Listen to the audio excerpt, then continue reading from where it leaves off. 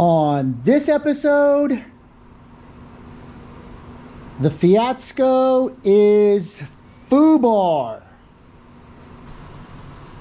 I know it's confusing to you sometimes. Videos are coming out like this.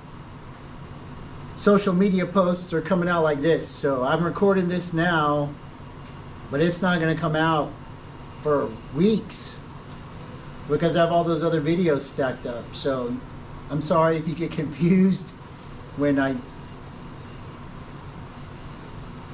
post something on social media that doesn't jive timeline wise with the car or the truck. But that's because I record the videos, I gotta edit the videos, and then I gotta upload the videos, and there's a delay in real-time events. Social media is a little more real-time. Update wise, on the community tab on the YouTube page, I update that with real-time events. So, sorry for the confusion. So the last thing we did was gap the spark plugs out to 50 thousandths.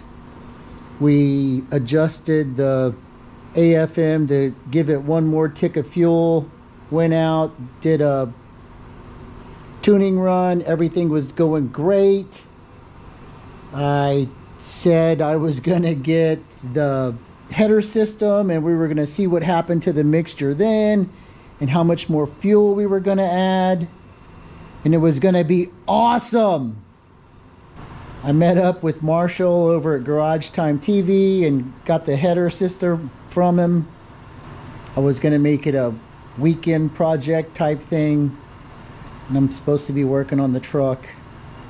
Saturday there was a Fiat group meetup in Austin, Texas, and I decided to try to go. Well, okay, stop.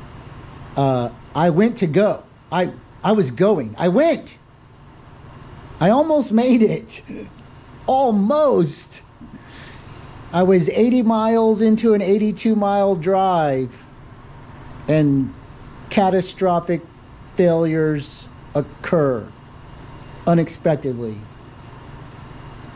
exactly when you don't want them to. So the car's been sitting for a couple of days. There's oil drops over here, there's coolant over there. I can't show you what's wrong, but you can hear what's wrong.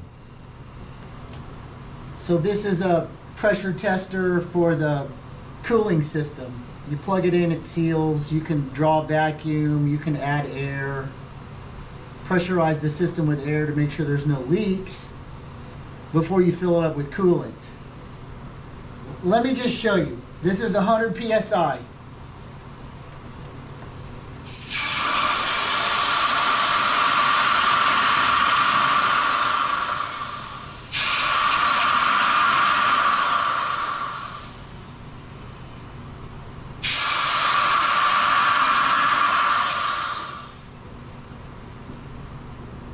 That is a massive coolant leak. Huge.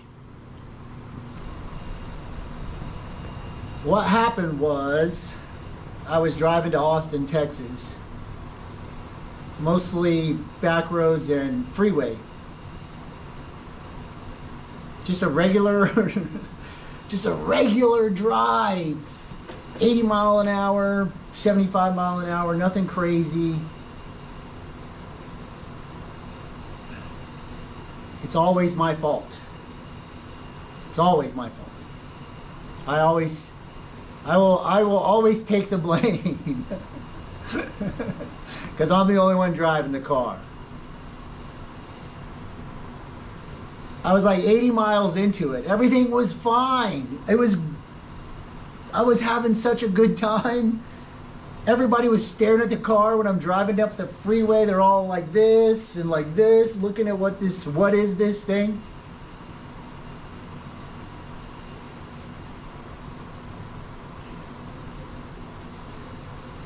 I wasn't paying attention. I was distracted by how much fun I was having, and I wasn't paying attention. I like staring at that AFR gauge. Everything was fine. I started going up a overpass, and when I went up the overpass, I heard the valves rattle, which is a bad sign. And I did one of these, and I looked back, and I could see steam coming out of the car. And then I looked over at the temperature gauge, and it's so far hot, it won't even, you know what I mean? It's past the red, it's past the white, it's past the black, it's pegged over to outer space. So, fortunately, there was an exit right there. I had to make some kind of unsafe lane changes. When I pushed the clutch in, car turned off, no power. Let the clutch out, I could get some revs out of it. I made it to the freeway, up the hill, exit off, into a parking lot, car dies. There's stuff dripping out everywhere. I have to push it back into a parking spot. And when you look in here, I've already wiped it down on the top, but there's coolant and oil everywhere. Everywhere.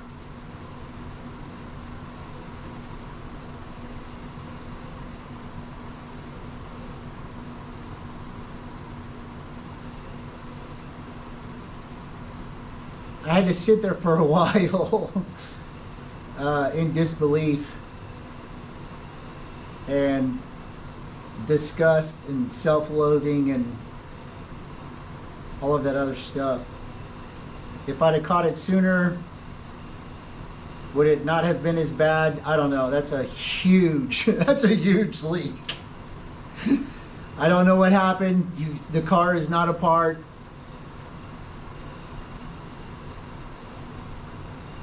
Had to call for a wrecker and get towed. 82 miles back to the house. I'm gonna tell you something. That's a pretty expensive wrecker bill. But when it was loading up on the rollback, whatever was left in the engine block just, I mean, poured out all over the back of that wrecker. And you can hear why, because that's a lot of air coming out of that hole.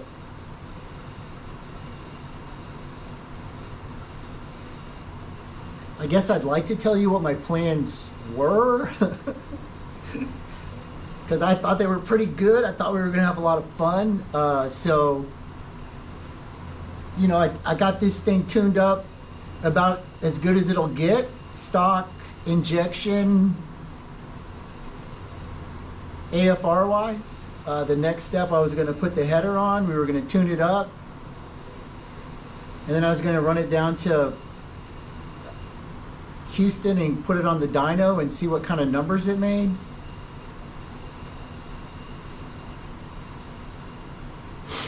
And then I watched a video from High Revs Media where they put IDFs on their Fiat Spider. And that got me really excited. So as soon as we got done with the dyno run, I was going to rip off all of this fuel injection. No, I take that back. I was going to very carefully remove every item from the fuel injection, up to including all of the wiring harness up to the fuse box, so that it could be sold. And then I was going to throw IDFs on here, and we were going to tune those up with the AFR, and then I was going to run it back down to the dyno and get another reading, and pretty sure we were going to make more power. If not, it was definitely going to sound better, and it was going to run up to 7 grand, and it was going to be a lot of fun. But it's FUBAR.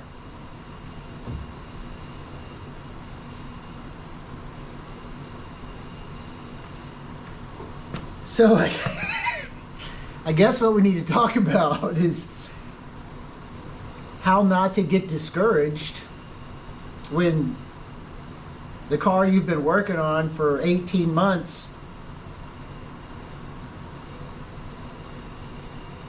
kicks you in the guts again.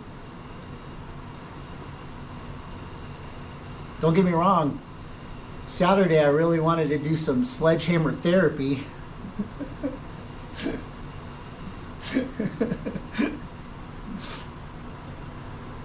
But it ain't my first time. And it ain't gonna be my last time either. So, as much as you want to do sledgehammer therapy, I would save that. Save that. If you give in to that urge, sledgehammer therapy will become your go-to therapy for stuff. I fucking hate this car. But I also really like this car. Sometimes I really like this car. Sometimes. God. Shit.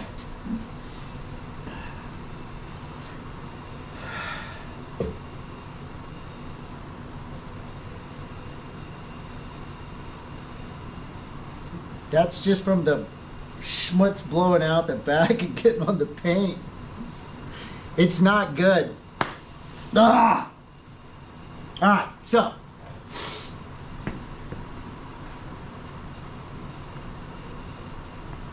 I don't know.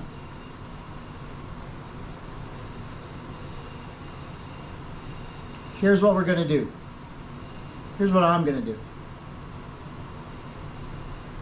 My focus has to be on the truck. It's been 4 years. It's not mine. He wants his truck back, and let's be honest, I really want to be done with that thing so I can do other things.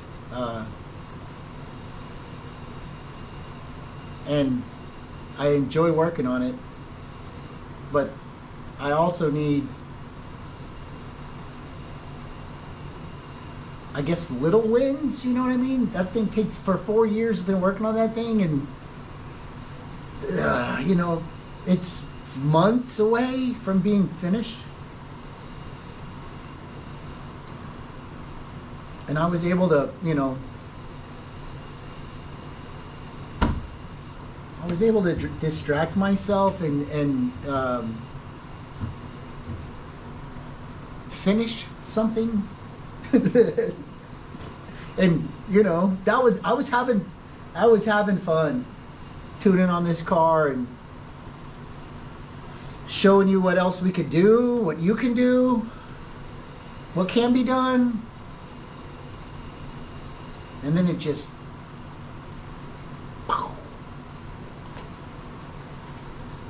so I'm a lot disappointed in myself for not looking at that gauge. For myself not paying attention better when I was driving, and to notice that the car was overheating. If I could have, you know, shoulda, woulda, coulda. It's too late now.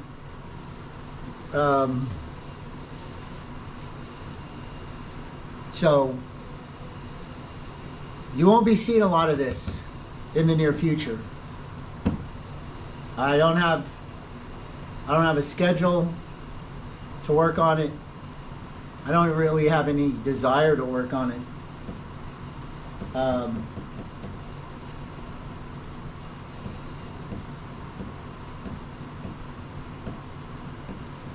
It's going to take me a while to recover. Mentally.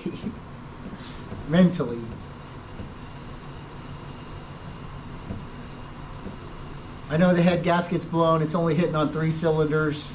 All that has to come off. I'm more concerned about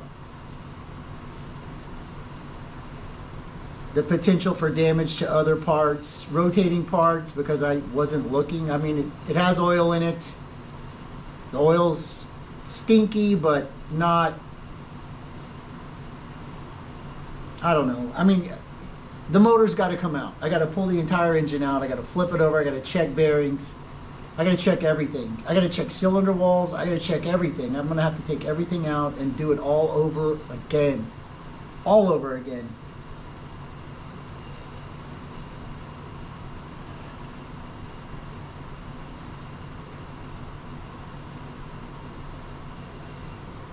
And it was going so good.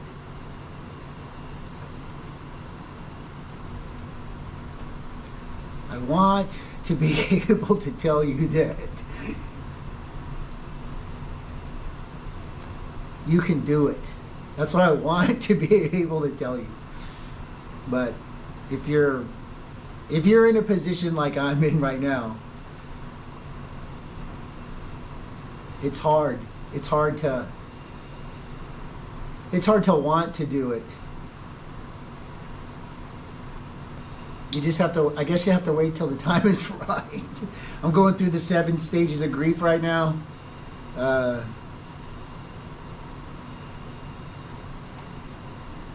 So, you know, give me some time. When your project car kicks you in the guts, leaves you stranded on the side of the road, and has a catastrophic failure that requires a complete engine removal and rebuild again, try not to get discouraged. You did it once or twice. Maybe 3rd time's a charm. For the Fiat Bertone people out there,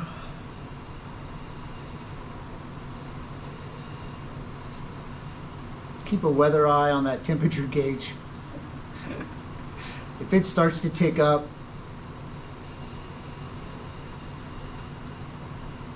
very quickly, very safely pull that car over and get it to a complete stop and turn that engine off. I guess the next video about this car will be disassembly diagnosis, more disassembly, evaluation and repair. Next time I put it together, the header goes on. The Vick Auto exhaust header system goes on. And then we can make a couple of runs, see what the AFR looks like, take it to the dyno, see what the numbers look like, and then we'll put the IDFs on. I don't know how long it's going to take me though. Months, many months.